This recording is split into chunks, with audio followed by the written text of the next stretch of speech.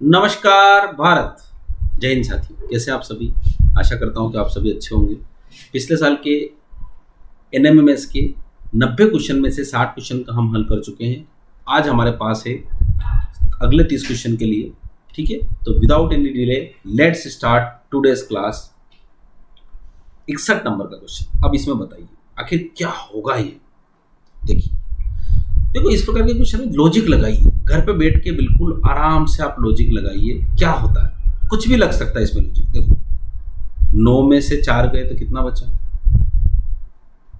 5। 7 में से 6 गए तो कितना बचा? 1। और इन दोनों को जोड़ेंगे तो कितना हो जाएगा? 6। 10 में से 2 गए तो कितना बचा? 8। 8 में से 4 गए तो कितना बचा? 4। और 8 और 4 कितना हो जाएगा? 12। यही हमारा उत्तर। ठीक है, इस प्रकार की लॉजिक है। अब आपको डायरेक्ट ऐसे नहीं पता चलेगा। 6 और 4 10 करेंगे, 9 में 7 कराएंगे, उसके बाद 2-3 बार इधर उधर करेंगे, पर धीरे धीरे आपकी प्रैक्टिस से हो जाएगा। 62वां नंबर का क्वेश्चन। अब देखो इसमें देखिए आप, 8 4 2 10 कैसे हो रहा है? कैसे हो रहा होगा सर? देखो 8 और 4 12, दोनों को जोड़िए, -2 बराबर हो गया 10। ये 10 बीच में लिखा। इसी प्रकार से इसमें भी देखो, 3 और 3 6, -4 बराबर 2। यहाँ हो जाएगा 12 + 1 13, -5 बराबर 8। ये आपका उत्तर। ठीक है, अगला सवाल बहुत सिंपल सा सवाल है सर। ये 1 का वर्ग है, ये 4 2 का वर्ग है, ये 9 3 का वर्ग है, यहाँ पर ये 4 का वर्ग, ये यहाँ पे 5 का वर्ग, और ये यहाँ पे 6 का वर्ग। इसका मतलब ये हो गया 4 का वर्ग यानी 16। ठीक है, अगला, रवि एवं गणेश क्रिकेट व हॉकी खेलते हैं। सोनू एवं गणेश हॉकी एवं शतरंज के अच्छे खिलाड़ी, रवि एवं गोविंद तैराकी एवं क्रिकेट के अच्छे खिलाड़ी। तो कौन क्रिकेट भी खेलता है, हॉकी भी अच्छी खेलता है और शतरंज भी खेलता है? तो देखो, क्रिकेट में रवि और गणेश है, तो क्रिकेट में रवि और गणेश है। ठीक है, और सोनू एवं गणेश, गणेश क्या खेलता है? हॉकी अच्छी खेलता है। ठीक है, तो क्या करो, रवि एवं गणेश क्रिकेट व हॉकी अच्छी खेलते हैं, तो क्रिकेट भी अच्छी खेलता है और हॉकी भी अच्छी खेलते हैं। यहाँ आ गया। और सोनू एवं गणेश हॉकी व शतरंज अच्छी खेलते हैं, तो इसका मतलब देखो, हॉकी हो गया, क्रिकेट हो गया और शतरंज हो गया। ये गणेश नाम का आदमी तीनों अच्छी खेलता है, क्योंकि इसमें गणेश कॉमन है। इसका उत्तर होगा गणेश। ठीक है, उषा की ऊपर से कक्षा में 8वां स्थान है, यानी उषा का ऊपर से कक्षा में स्थान 8वां है, तथा नीचे से क्या है?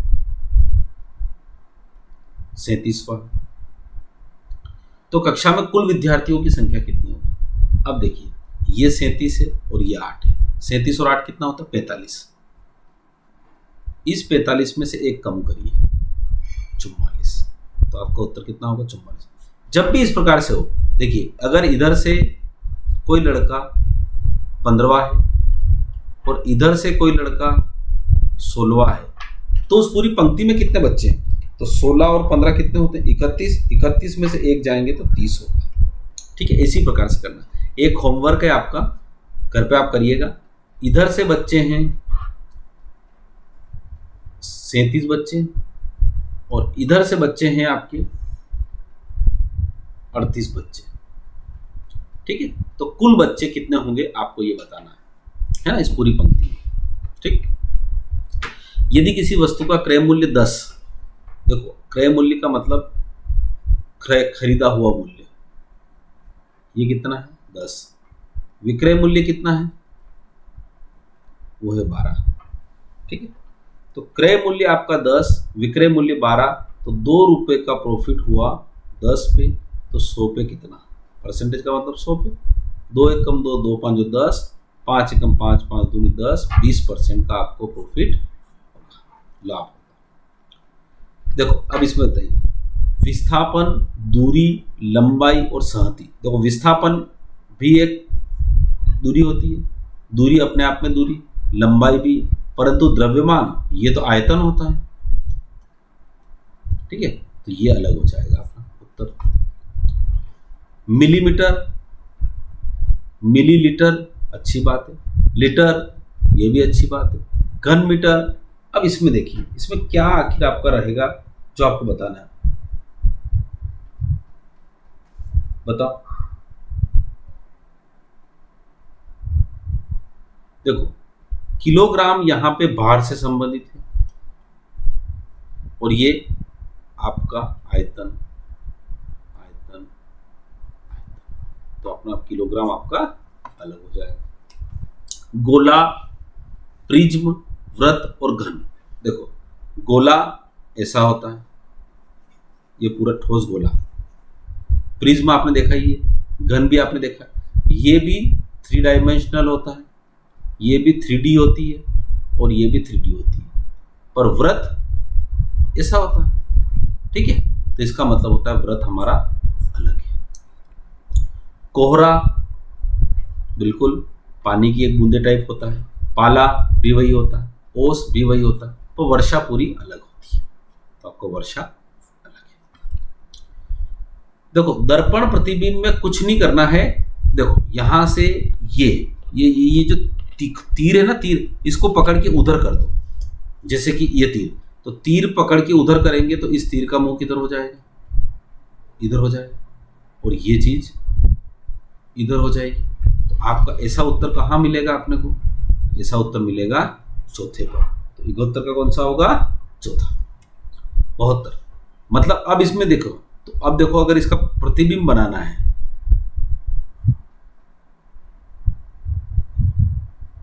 ये बनाना है, तो प्रतिबिंब बनाना है तो आपको क्या पता चलेगा, ये जो तीर है, ये तीर है, ये जो उधर चला जाएगा, है ना, ये आपका किधर चला जाएगा, इधर।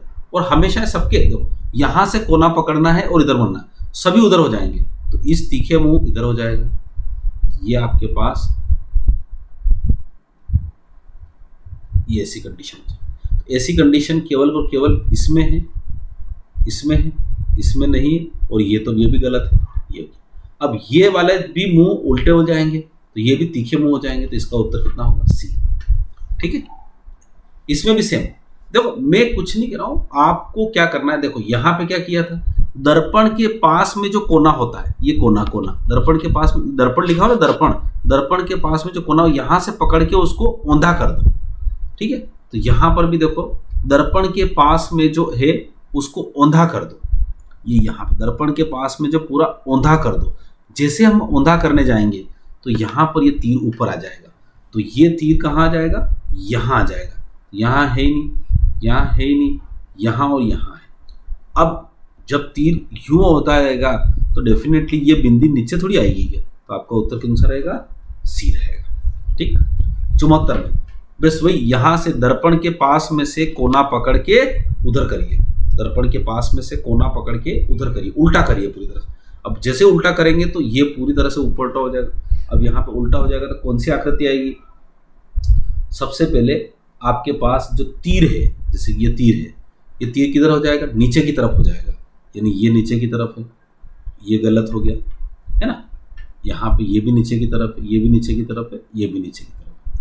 अब यहाँ पे जो है ये त्रिभुज है, ये त्रिभुज देखो, ये त्रिभुज दिख रहा है ना, ये त्रिभुज ऊपर जाके तीखा मुंह हो जाएगा, ऊपर जाके तीखा मुंह। तो इसमें तो है ही नहीं तीखा मुंह, है ना, तो इसका उत्तर कौन सा होगा, या तो ये, और ये इसमें भी तीखा मुंह नहीं है, तो इसका उत्तर कौन सा हो गया, ये वाला।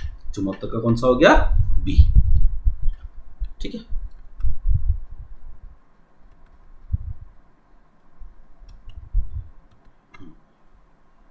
अब देखिए अपन क्वेश्चन को देखिए 75। अब इसमें कुछ नहीं करना, दर्पण के पास में से पकड़ के उसको उधर खींचो। अब जैसे ये दर्पण के पास में से यहाँ से पकड़ो इसका कोना और इसको औंधा कर दो। जैसे औंधा करेंगे तो ये तीखा मुंह उधर हो जाएगा, तो ये चीज पूरी तरह से ये ऐसी हो जाएगी और ये चीज उधर हो जाएगी, मतलब ये तीखा मुंह यूं हो जाएगा। ठीक है, तो ये तीखा मुंह इधर हो जाएगा और ये सारी चीज तो उसके साथ रहेगी। अब यहाँ तो ऐसा हो नहीं रहा है, यहाँ भी ऐसा हो नहीं रहा है, है ना। अब इन दोनों में ही ऐसी चीज है, यहाँ पे भी ऐसा हो नहीं रहा है, यही सही है। ठीक है, 76 इसमें पूरी करो। देखो यहाँ से चलते हैं, ये बिंदु ये यहाँ पर है, ठीक है। अब उसके बाद ये बिंदु थोड़ा सा 45 डिग्री उधर घुमा, 90 डिग्री उधर घुमा, ये हो गया। फिर ये 90 डिग्री इधर घुमा। अब ये तीर किधर हो जाएगा, यूं की तरफ हो जाएगा। ये गलत, ये गलत, ये गलत, यही सही। ठीक है, 77। अब इसमें देखो, इसको आकृति को पूरा करना है। अब आकृति को पूरा करने के लिए आपको खुद को देखना पड़ेगा कि कौन सी चीज मिलेगी। ये तीर है ना।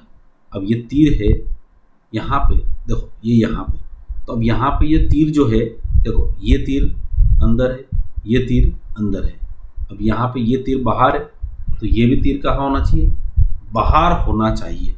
तो बाहर वाला तीर तो ये तो होगा ही नहीं, ये भी होगा ही नहीं, ये भी होगा ही नहीं, केवल बाहर वाला तीर ये रहा। हो गया काम खत्म। इतना सा सवाल है। 78।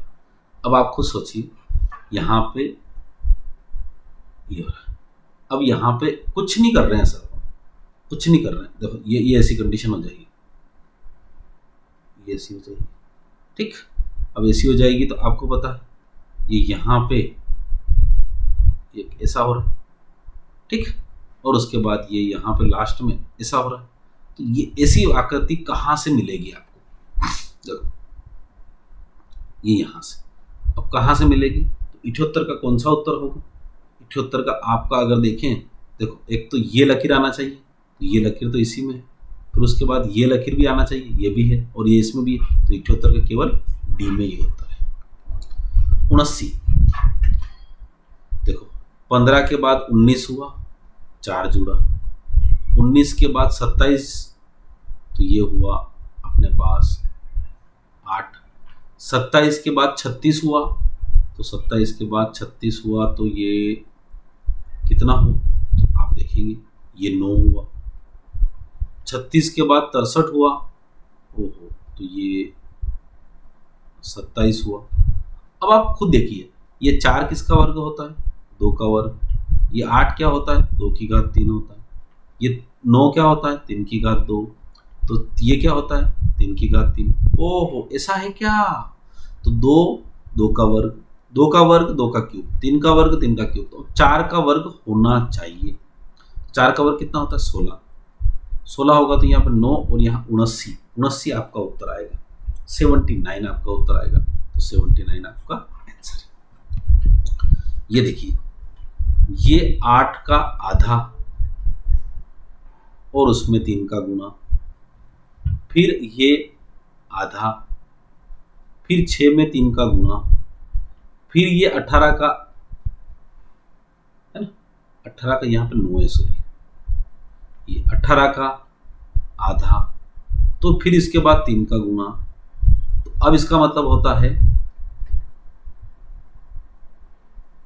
ठीक है। अब गलती कहाँ पे, यहाँ पे 2 में गलत है। वो पूछना चाहता है आपकी गलती कहाँ है, तो गलती कहाँ पे होगी, 9।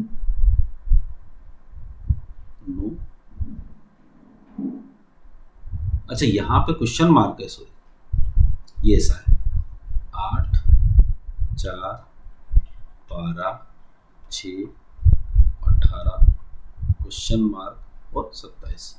ये क्या क्वेश्चन मार्क की जगह 2 लिखा दिया। 8 का आधा 4, 4 का 3 गुना 12, 12 का आधा 6, 6 का 3 गुना 18। अब 18 का आधा आएगा यहाँ पे, तो 18 का आधा कितना आएगा, 9। ठीक है। अब ये सवाल बहुत अच्छे होते हैं। देखो यहाँ पे क्या हुआ, ये थोड़ा सा सवाल गलत लिख दिया है। देखो सवाल क्या है, 38 प्लस 19, 19 माइनस 16 गुणा 17 और यहाँ पे भागित 3, ये ऐसा सवाल है।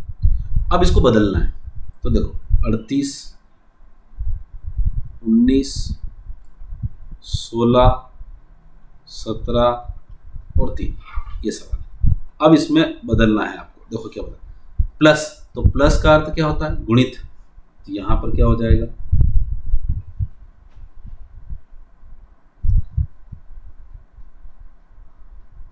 नहीं, यदि प्लस का अर्थ है भागित, यहाँ भागित लिख ही नहीं रखा है, प्लस का अर्थ क्या है भागित, तो यहाँ पे 38 भागित 19। ठीक, अब 19 के बाद क्या लिख रखा है, 19 के बाद माइनस है, तो माइनस का अर्थ क्या है, माइनस का अर्थ फिर लिख रखा है इन्होंने यार, सब बेकार है, गुणित। यहाँ पे क्या होगा गुणित, है ना, सवाल में देख के बता रहा हूँ आपको, गुणित, गुणित क्या हो जाएगा 16, है ना। अब उसके बाद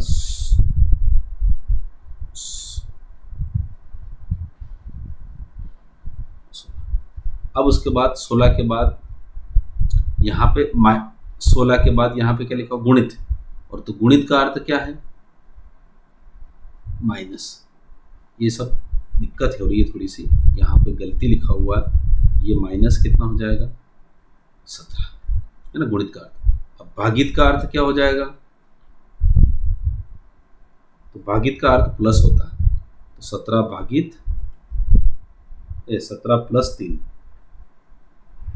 तो भागित का अर्थ क्या हो जाएगा प्लस 3। ठीक है, ये थोड़ा सा गलती लिख दिया, इसके लिए मैं क्षमा चाहता हूँ आपसे, क्योंकि यहाँ पे सवाल में उतारते वक्त गलत है पूरा, है ना। मैं उसको सही कर देता हूँ आपके लिए। यहाँ पे क्या है, यहाँ पे उसने लिख रखा है कि प्लस का अर्थ भागित है, ठीक है, और गुणा का अर्थ है माइनस, ठीक है, और भागित का अर्थ प्लस है, ठीक है, एवं माइनस का अर्थ गुणित है। ठीक, तो आपको फिर 38 प्लस 19 माइनस 16 गुणित 17 भागित 3 का मान निकालना। देखो मैंने चेंज कर दिया। अब इसको सवाल करते हैं। 19 दूना कितना होता है 38, 2 हो गया, 16 दूना 32। अब उसके बाद माइनस 17 में से 3 गए तो कितना बचा 14, 32 में से 14 गए तो कितना बचा 8, 18 बचेगा। तो आपका 81 का उत्तर कितना आएगा 18। ठीक है, अब यहाँ पर भी सवाल ऐसा कैसा ही, मैं इसको पहले आपको पूरा अच्छी तरह से लिख देता हूँ, है ना। 82 का सवाल क्या है आपके पास, प्लस का अर्थ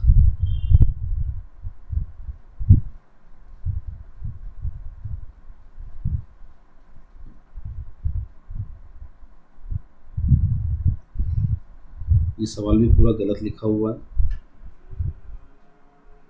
36 माइनस 4 गुणित 2 प्लस 2, यहाँ तक ठीक है सर, है ना।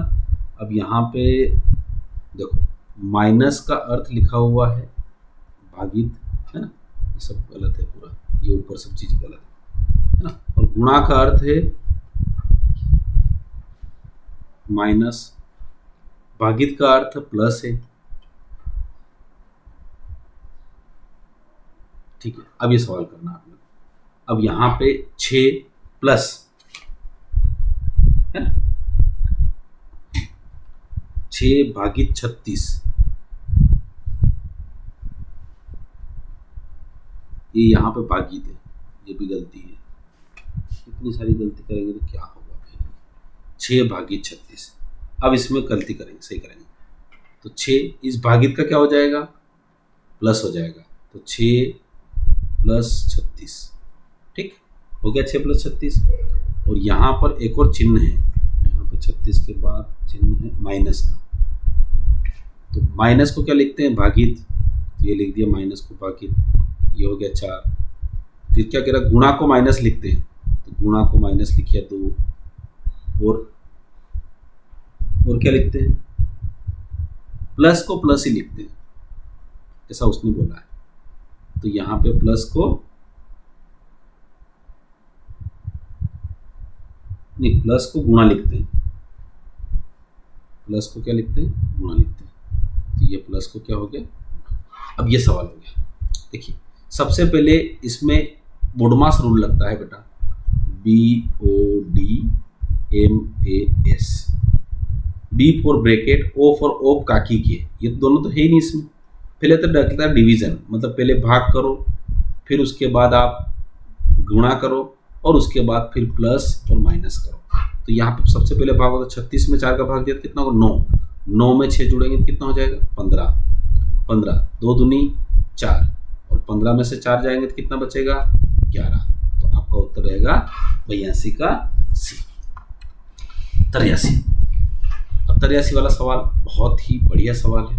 देखो ये 3 है, इस 3 में एक कम करो 2, इन दोनों का गुणा 6, 8 में एक कम करो 7, 8 साथी 56, 10 में एक कम करो 9, 90, 2 में एक कम करो 1, 2।